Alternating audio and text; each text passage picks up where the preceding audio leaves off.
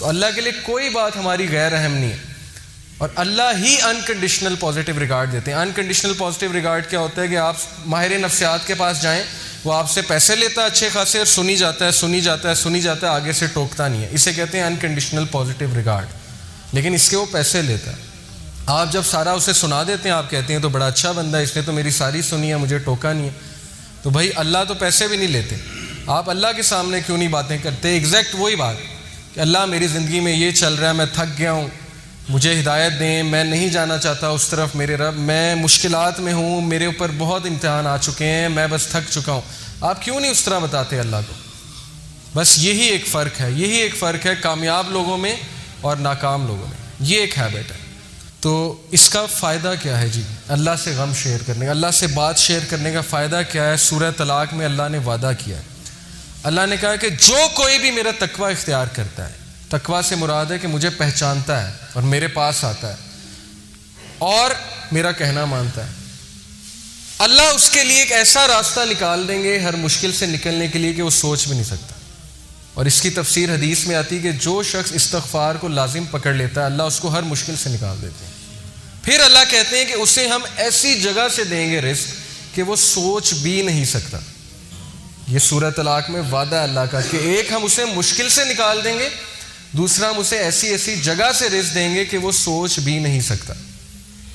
ایک واقعہ ہے چھوٹا سا، ڈاکٹر ایان ایک سعودی عرب کے ڈاکٹر ہیں، پاکستانی ڈاکٹر ہیں، بہت بڑے نیورو سرجن ہیں۔ وہ اپنا واقعہ سناتے ہیں، یوٹیوب پہ یہ ویڈیو بھی موجود ہے، دا پاور آف اللہ کے نام سے یوٹیوب پہ۔ وہ اپنا واقعہ سناتے ہیں، کہتے ہیں کہ میں ایک بار آپریشن کرنے جا رہا تھا یورپ میں، کسی دوسری کنٹری میں، سعودیہ سے۔ تو راستے میں اتنی ٹربولنس ہوئی، اتنا طوفان آیا، تھنڈر سٹارم آیا کہ جہاز جو ہے وہ پارک کرنا پڑا ایئرپورٹ میں، کسی بیچ میں کہیں رکا جہاز، کسی ایئرپورٹ میں، جہاز کو کھڑا کیا ایئرپورٹ پہ۔ اب میں نے کہا جی کہ میں نے تو وہاں پہنچنا ہے آپریشن کرنے، آپ جو ہے جہاز کو چلائیں۔ انہوں نے کہا کہ جی ہم آپ کو پہنچانے کے لیے دوسروں کو تو خطرے میں نہیں ڈال سکتے نا، آپ ایسا کریں کہ آپ گاڑی پکڑیں، آپ نے جہاں جانا ہے نا وہ قریب ہی ہے، اتنا دور نہیں ہے، آپ گاڑی پکڑیں، ٹیکسی پکڑیں، اس پہ آپ چلے جائیں۔ انہوں نے کہا چلیں ٹھیک ہے۔ انہوں نے ڈرائیور کو پکڑا، ٹیکسی کو پکڑا، چلنا شروع ہو گیا۔ راستے میں طوفان مزید تیز ہو گیا اور وہ گاڑی ان کی ایک گھر کے سامنے جا کے رکی، مجبوراً انہیں روکنی پڑی طوفان میں وہ گاڑی۔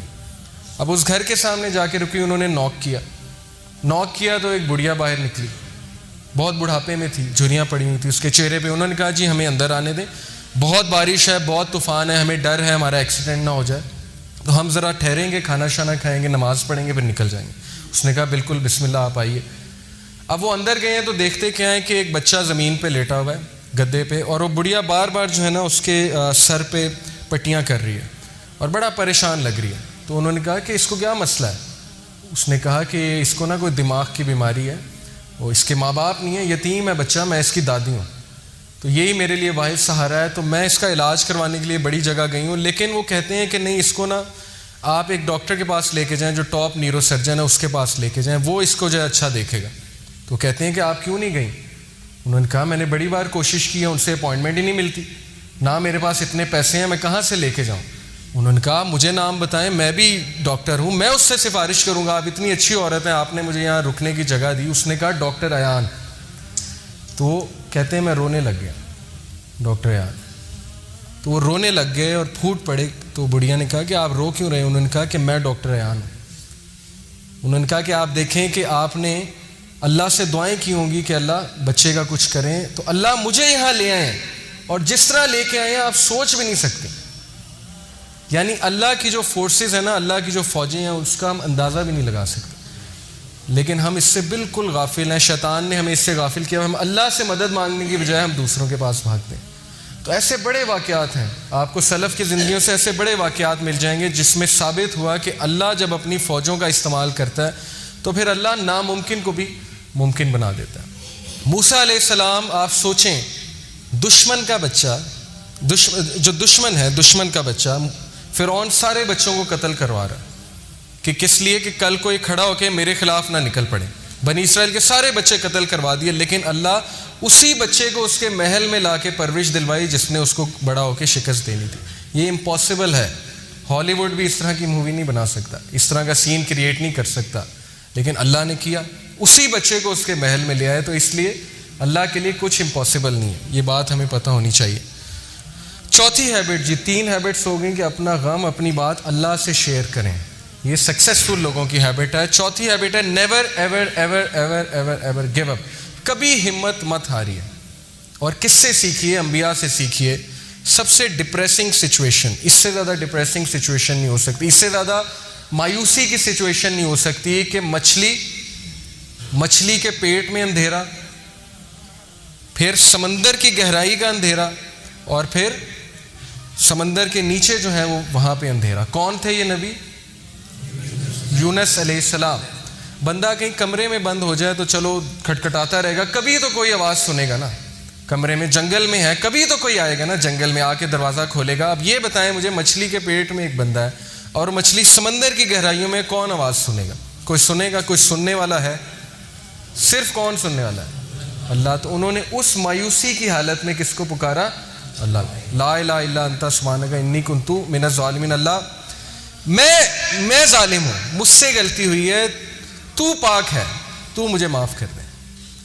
اب علماء کہتے ہیں کہ جو بندہ اندھیروں کی گہرائیوں میں ہو، جسے کچھ سمجھ نہیں آ رہی ہو میں کیا کروں، زندگی کہاں جا رہی، اسے اس کا ورد کرنا چاہیے بہت زیادہ. لا الہ الا انت سبحانک انی کنت من الظالمین. لیکن انہوں نے گیو اپ نہیں کیا، مایوس نہیں ہوئے ابلیس کی طرح. ابلیس مایوس ہو گیا، اسی لیے اس کا نام ہے ابلیس، دا ہوپلیس ون. مایوس ہو چکا ہے وہ، ورنہ اصل نام تو اس کا عزازیل ہے. ابلیس کا مطلب ہے مایوس ہو چکا ہے وہ. لیکن انبیاء مایوس نہیں ہوتے تھے. کامیاب بندہ کبھی مایوس نہیں ہوتا، چاہے حالات کیسے مرضی ہوں. کیوں؟ اسے پتا ہے کہ میں کس کی عبادت کرتا ہوں؟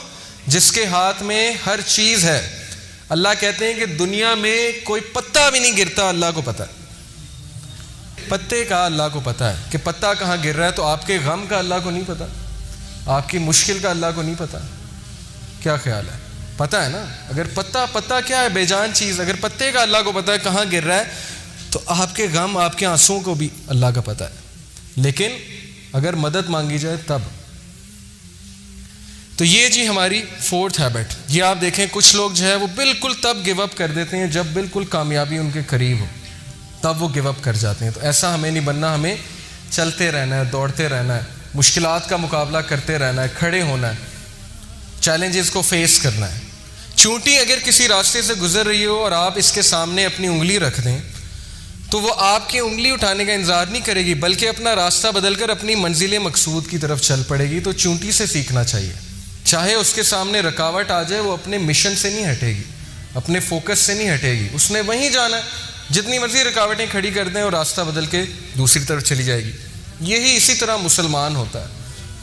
اب یہ جو آیت ہے اس میں اللہ تعالیٰ انسان کی نیچر بتاتے ہیں، سائیکالوجی بتاتے ہیں، نفسیات انسان کی کیا ہے.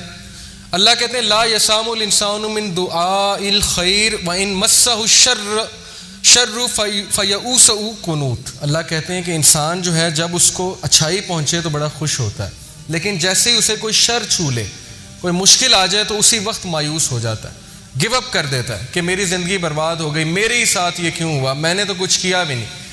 بھائی انبیاء نے کیا کیا تھا؟ نبی صلی اللہ علیہ وسلم نے کیا کیا تھا؟ ان کا کیا قصور تھا کہ ان کے بیٹے بھی جو ہے وہ جو ہے ان سے چھین لیے گئے، وفات ہو گئی. بیوی جو ہے اس کی وفات ہو گئی جب شیب ابی طالب میں تھے. اتنی مشکلات میں انہوں نے زندگی گزاری. تو بات یہ نہیں ہوتی قصور، بات یہ ہوتا ہے کہ اللہ تعالیٰ جس سے جتنی محبت کرتے ہیں اس کا اتنا امتحان لیتے ہیں. کیوں؟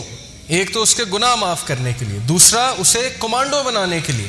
کمانڈو کی ٹریننگ سخت ہے، سولجر کی ٹریننگ آسان ہے. جس سے جتنا بڑا کام لینا ہے اس کو اتنی مشکل میں ڈالنا ہے، اسے کھلے میدان میں چھوڑ دینا کہ چلو مقابلہ کرو، سیکھو. تم نے سکھانا ہے، لوگوں کو سکھانا ہے آگے جا کے. جب تک تمہیں خود نہیں پتا ہوگا غم کیا ہوتا ہے، تم لوگوں کو کیا سکھاؤ گے کہ غم کیا ہوتا ہے. اس لیے یہ چیز مایوس ہونے والی نہیں ہے، یہ خوشخبریاں ہیں. صحابہ پہ مشکل نہیں آتی تھی، پریشان ہو جاتے تھے کہیں اللہ تو نہیں ناراض. بیمار نہیں ہوتے تھے، پریشان ہو جاتے تھے کہیں اللہ تو نہیں ناراض. لیکن ہم بالکل الٹ. تھوڑی سی مشکل آئی، اسی وقت ہمت ہار کے بیٹھ گئے، اللہ سے شکایت، اللہ سے شکوے شروع، اور اللہ سے ناراضگیاں شروع. نمازیں بھی کم کرنا شروع کر دیں. جبکہ سورہ انبیاء میں اللہ انبیاء کی ایک کوالٹی بتاتے ہیں، یہ بھی سکسیسفل لوگوں کی کامیابی ہے کہ جب ان پہ مشکل آتی ہے وہ مزید پکے ہو جاتے ہیں.